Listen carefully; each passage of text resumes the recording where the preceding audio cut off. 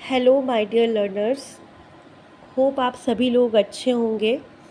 और आज मैं आप लोगों के लिए टॉपिक आपका लेके आई हूँ, world centres of primary diversity of domesticated plants.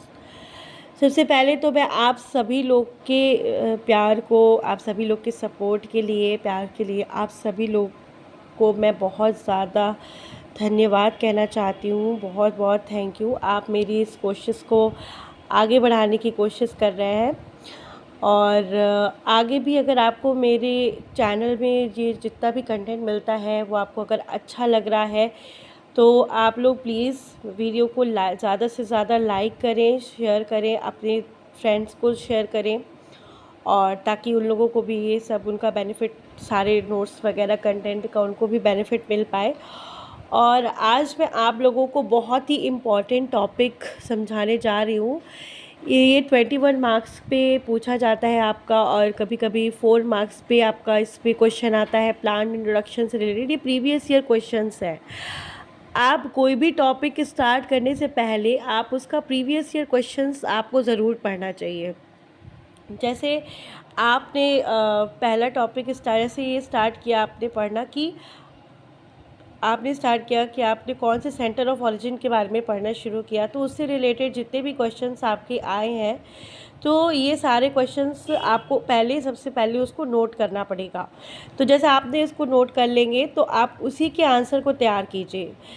MSc में होता क्या है, सिलेबस बहुत ज़्यादा वाइड होता है। हर चीज़ पढ़ पाना और हर चीज़ का रिवीजन कर पाना, मतलब इतनी फास्ट रिवीजन करना, इतना जल्दी रिवाइज करके देना पेपर बहुत ही ज़्यादा टफ़ हो जाता है।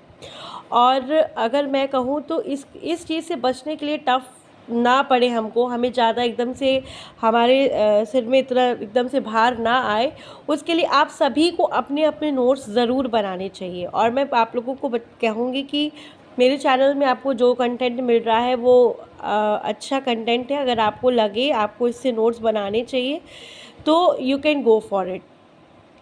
अब अगर बात करें हम पिछली बार हमारे इस चैप्टर से रिलेटेड कैसे क्वेश्चंस आए थे, बायोडाइवर्सिटी के बाद हमारे उसके आगे यही वाला टॉपिक आता है आपका, world centre of primary diversity of domesticated plant, the Indo Burmese centre, plant introduction and secondary centres.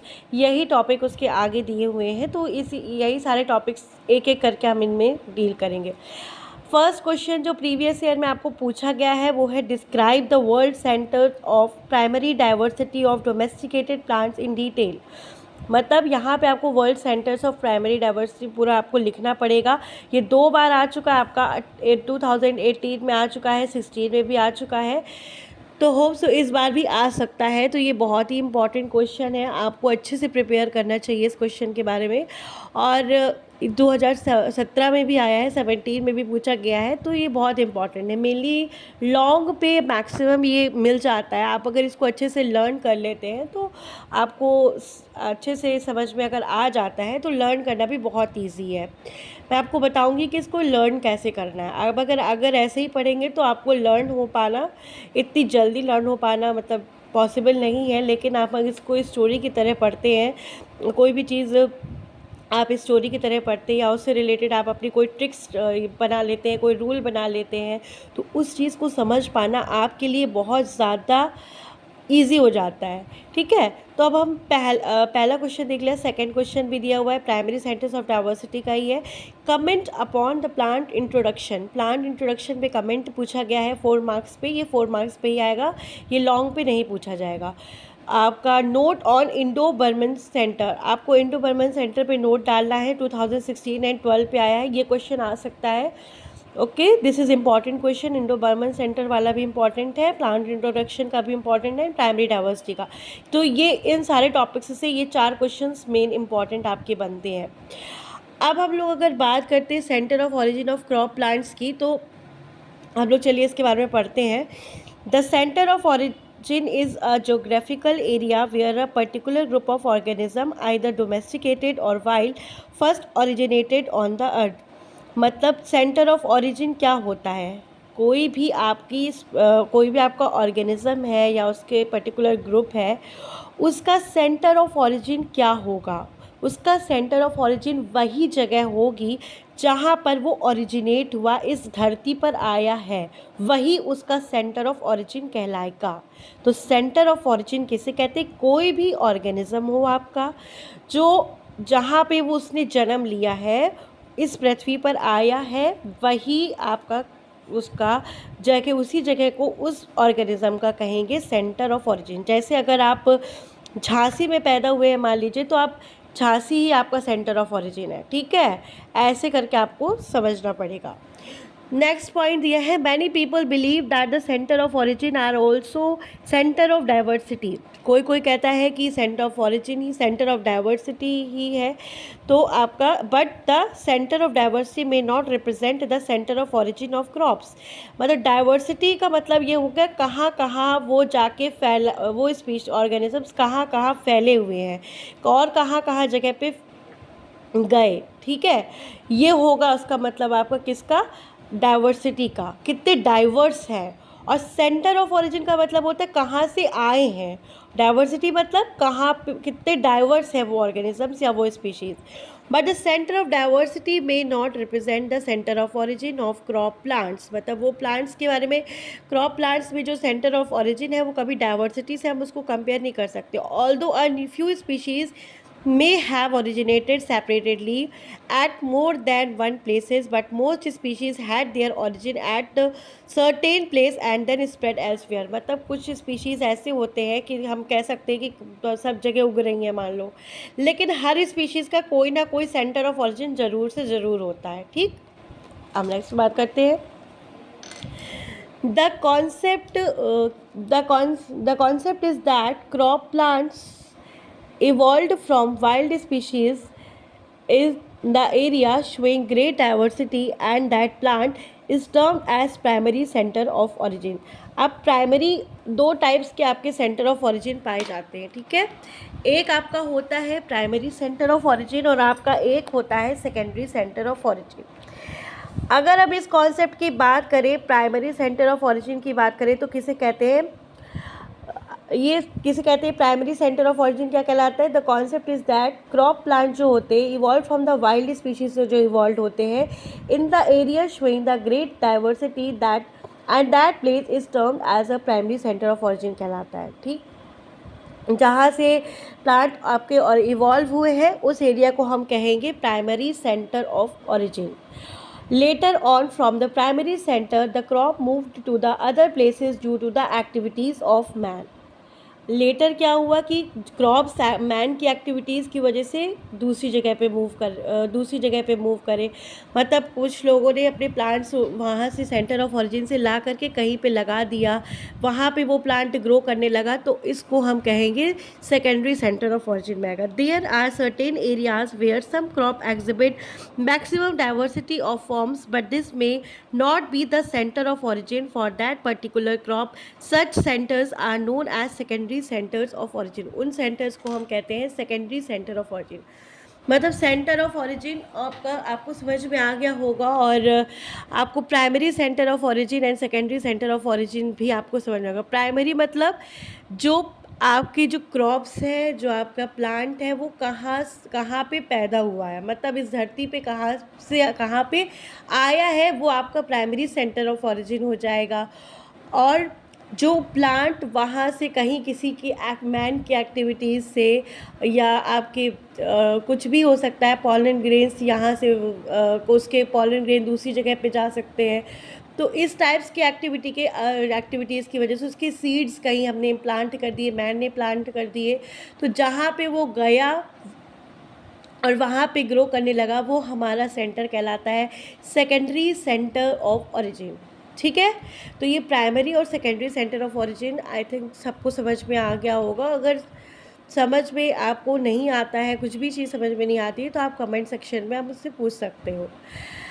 Next आता है आपको पढ़ना है रशियन साइंटिस्ट निकोलाई वैनोविच वैविलोव नाम है इनका पूरा। आपके उसमें आ सकता है वेविल ऑफ कंट्रीब्यूशन को, आपका क्वेश्चन ये भी बन सकता है अगर वो नए तरीके से बनाएंगे कि आप वेविल ऑफ कंट्रीब्यूशन को बताइए।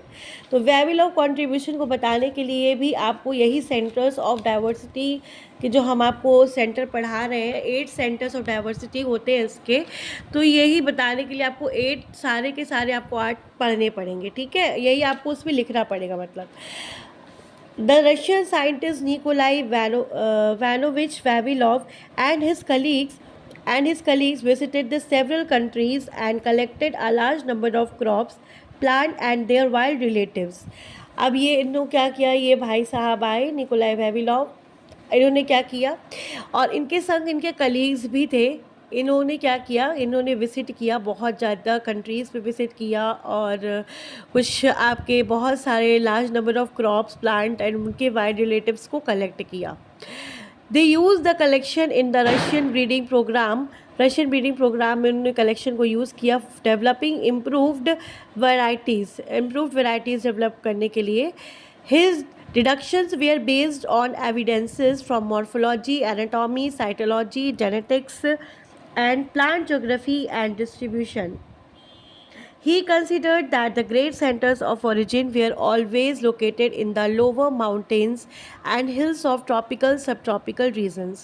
अब उसने क्या कंसिडर किया कि ये जो हिल्स ऑफ ट्रॉपिकल एंड सब ट्रॉपिकल रीजन जो है, ये एरिया जो है, यहाँ पे मैक्सिमम सेंटर ऑफ ऑरिजिन पाया जा रहा है बहुत सारे प्लांट्स का। Secondary centre of origin are the places where the natural and artificial selections occurred one after another. Secondary आपका सेंटर ऑफ ऑरिजिन क्या था, वो प्लेसेस थी जहाँ पर नेचुरल और आर्टिफिशियल सिलेक्शन दोनों साथ हो रहा था। He stated that the plants they are not domesticated at random but it was continuous process. उन्होंने बताया कि एट रैंडम कोई भी प्लांट हमारा डोमेस्टिकेट हो रहा है, बट एक कंटिन्यूअस प्रोसेस है, ठीक। The origin of the crop plant is now basic to plant breeding in order to locate wild relatives, related species and new genes. Knowledge of origin of the crop plant is vitally important in order to avoid genetic erosion, loss of germplasm due to the loss of ecotypes and land races, loss of habitat and increased urbanization. मतलब क्या है इसका आपको क्या मतलब समझ में आ रहा है। जो आपके हम लोग को इसके बारे में नॉलेज क्रॉप प्लांट्स की होनी चाहिए। अगर उन्होंने सोचा कि हमें अगर क्रॉप प्लांट्स के बारे में पता ही नहीं होगा तो हम उसके जर्म प्लाज्म को कैसे प्रिजर्व करेंगे। इससे अगर हम पता कर लेंगे तो हम उसको क्या प्रॉब्लम्स को अवॉइड कर सकते हैं। हम उसके लॉस ऑफ जर्म प्लाज्म नहीं होने देंगे, लॉस ऑफ इको टाइप नहीं होगा, लैंड रेसेस का लॉस नहीं होगा, हैबिटेट का लॉस नहीं होगा एंड इंक्रीज्ड अर्बनाइजेशन भी नहीं होगा। फिर आता है आपका germ plasm preservation is accomplished through the gene bank and preservation of natural habitat. Germ plasm preserve करके रखेंगे, जो अच्छे प्लांट्स हैं हम उनका जर्म प्लाज्म प्रिजर्व करके रखते हैं ताकि वो एक्सीडेंट ना हो पाए, तो उनको भी प्रिजर्व करके अच्छे से रखा जाएगा। तो ये आपका बेसिक सा इंट्रोडक्शन हो गया about the primary centre of origin के बारे में कि निकोलाई वेविलॉव ने क्या किया। अब जब वो आए उन्होंने primary centre of origin, secondary centre of origin के बारे में बताया कैसा क्या था, ये उन्होंने पूरा एक्सप्लेन किया। और उन्होंने क्या कहा कि हमको इनके ऑरिजिन ऑफ क्रॉप के बारे में नॉलेज होनी चाहिए। हम क्यों पढ़ रहे हैं ऑरिजिन ऑफ क्रॉप्स, हमें पढ़ना ही क्यों है। एबिसियन सेंटर और जो पूरे 8 सेंटर्स होते हैं इसके हमें पढ़ना ही क्यों है, वो हम इसलिए पढ़ते हैं ताकि हमें उसकी नॉलेज हो और हम उसको क्या करें, हम उनको अलग होने से बचा पाए, एक्सटिंक्ट होने से हम उसको बचा पाएँ, हमें ज़्यादा लॉस चीज़ों का लॉस ना हो। इसलिए हमें ये सारी चीज़ें पता होनी चाहिए कि कौन सा क्रॉप कहाँ से आया, ठीक है। अब अगर हम इसके फर्स्ट सेंटर की बात करें तो पहला आपका आता है एबिसिनियन सेंटर है, ठीक है। एबिसिनियन सेंटर में आपके 38 स्पीशीज़ थे जो कि ओरिजिनेट हुए थे आपके, ठीक। 38 स्पीशीज़ आपके ओरिजिनेट हुए थे एबिसियन सेंटर में। It includes Ethiopia formerly called Abyssinia. क्या था इसमें, क्या इंक्लूड था, Ethiopia formerly called Abyssinia and हिली and mountainous country of atria and parts of Somalia. मतलब यहाँ पे एबिसिनियन सेंटर पे क्या क्या आता है आपका, एबिसिनियन सेंटर पे आपका आता है includes the Ethiopia formerly called as Abyssinia, hilly और the mountainous country of Eritrea and parts of Somalia, ये सारे पार्ट्स इसके अंडर में आते हैं। In this centre 38 species of the plants are known to have their primary centre of origin. Means अब इस centre पे कितनी स्पीशीज प्लांट्स के ओरिजिन हुए थे? 38 स्पीशीज ओरिजिन हुए थे। This centre is rich in wheat and barley. ये सेंटर किस चीज़ पे रिच था? वीट और बार्ले पे ये रिच था आपका। वीट एंड बार्ले पे सेंटर आपका रिच था। और इसके कौन से पार्ट आते हैं, इसमें कौन कौन से प्रेजेंट होते हैं, कौन कौन सी रीजन आती है? इथोपिया हिल्स हो गए, इथोपियन हिल्स हो गए, और माउंटेनियस कंट्री ऑफ एरिट्रिया हो गया, सोमालिया हो गया। अब हमको क्या करना है, हम जो 8 सेंटर ऑफ ओरिजिन्स पढ़ने जा रहे हैं, सारे के सारे के हम लोगों को उसमें ग्रेन्स, लेग्यूम्स जो हमारे वहाँ पे उगी, ग्रेन्स होगी, वेजिटेबल हो गया, और कुछ मिसलेनियस क्रॉप्स जो वहाँ पे ओरिजिनेट हुए थे, हमें उनकी लिस्ट तैयार करके वहीं पे उस पे आंसर पे लिखनी पड़ती है। अब जैसे हम इसकी बात करें, ग्रेन्स एंड लेग्यूम्स की लिस्ट की बात करें, तो ग्रेन्स एंड लेग्यूम्स में क्या क्या आपका आता है? एमर वीट, पोलार्ड, एमर वीट, ट्रिटिकम। ये आपका टी मीन्स ट्रिटिकम, सबको पता है वीट का। ट्रिटिकम एस्टिवम सबको ही जानता है कि क्या होता है आपका, इसका जीनस ट्रिटिकम होता है। तो एमर वीट को क्या कहा गया? Triticum dicoccum. Poulard wheat, Triticum turgidum. Abyssinian hard wheat, Triticum durum. Barley, Hordeum vulgare and pearl millet, Pennisetum spicatum. African millet, Eleusine, coracana. Sorghum, Sorghum bicolor, cowpea, Vigna sinensis, gram Cicer, arietinum. तो ये हमारे grains and legumes हैं जो आपके Abyssinian centres पे हमारे originate हुए थे। एंड नेक्स्ट आपका आता है पी, और पी मीन्स पाइसम सटाइवम आपका हो गया। एंड सेम, जो कि सेम होती है तो उसको हम क्या कहते हैं? डॉलिकोस लबलब कहते हैं। केसरी दाल लथाइरस सटाइवस कहलाती है। फ्लैक्स सीड मतलब आपकी अलसी हो गई, किसकी स्पीशीज़ होती है? लाइनम की स्पीशीज़ होती है, ठीक है। ऊसी टैटिसिमम होता है, इसका नाम क्या होता है? ऊसी टैटिसिमम, ये यू है, ऊसी टैटिसिमम होता है, ऊसी टैटिसिमम। मिसलेनियस, अगर हम देखें मिसलेनियस क्रॉप्स कौन कौन से इसमें आए थे, तो कॉफ़ी, सीसेम, कैस्टर, ओकरा, ओनियन, इंडिगो। अब जैसे आप कोई इसको लर्न नहीं कर पा रहे हो तो लर्न कैसे करना है? जैसे हम मिसलेनियस की बात करें तो आप इसके पहले पहले शब्द ले सकते हो। मैंने ऐसे ही लर्न किया था, जब मुझे इसको लर्न करना था तो मैंने इसी तरह से इसको लर्न किया था। नॉर्मल सी बात है कि जो इसका कॉमन नेम है और जो इसका साइंटिफिक नेम है वो आपको लर्न होना चाहिए। मतलब ये तो आपको बॉटनी के स्टूडेंट हैं तो आपको ये आना ही चाहिए कि कॉफ़ी का बोटानिकल नेम क्या होता है। कॉफ़ी अरेबिका, सिसेम का सिसेमम इंडिकम होता है, कैस्टर का रिसिनस कम्युनिस, ओकरा का एल्बल मॉस्चस एस्कुलेंटस, अनियन का एलियम सीपा होता है, इंडिगो का इंडिगो फेरा टिंक्टोरिया होता है। तो ये आपको लर्न करना ही पड़ेगा, लेकिन हम इसको ये लर्न याद रखने के लिए कि इसमें कौन कौन सी चीज़ें हैं, कॉफ़ी, सीसेम, कैस्टर, ओकरा, ओनियन, इंडिगो, तो मैंने क्या किया था, मैंने इसके फर्स्ट लेटर से याद किया था। कॉफ़ी का सी हो गया एंड इसका भी, कैस्टर का भी सी हो गया, और मैंने किया था ओकरा and onion and Indigo and S, COOIS से हमने उसको याद कर लिया था। इस तरह से आपको एक बना करके अपनी ट्रिक इसको लर्न करना पड़ेगा। सी फॉर आपका कैस्टर हो गया, सी एंड कॉफ़ी हो गया, कैस्टर कॉफ़ी, और क्या कहते हैं इसको, सीसेम हो गया, ओनियन हो गया, इंडिगो हो गया। तो ये सारी आपके इसमें आ जाएंगे मिसलेनियस में, ठीक है। तो ये आपका पहला सेंटर ऑफ ओरिजिन आपका हो गया, first centre of origin. Next है आपका secondary centre of origin for the broad bean, जो एक just point to be noted है ये कि secondary centre of origin for the broad bean is, broad bean का क्या नाम होता है? विशय फावा। और ये इसका सेकेंडरी सेंटर ऑफ ओरिजिन था। एबिसिनियन सेंटर जो था वो विशय फावा का सेकेंडरी सेंटर ऑफ ओरिजिन था, ठीक है। अब नेक्स्ट आता है आपका second, Asia minor centre. Asia minor centre क्या? एशिया माइनर सेंटर अब हम लोग इसको कल कवर करेंगे क्योंकि ये बहुत लॉन्ग वीडियो बन रहा है, तो मैं आज इसको यहीं रोकती हूँ। अब नेक्स्ट आपका इसके आगे कल कंटिन्यू करूँगी अपनी क्लास को। और अगर आपको मेरी क्लास अच्छी लग रही है तो प्लीज़ मुझे बताइए। और and thank you so much for watching my video. And आप मेरी वीडियो को लाइक करें, शेयर करें ज़्यादा से ज़्यादा, और मेरे चैनल को सब्सक्राइब करें। Thank you so much.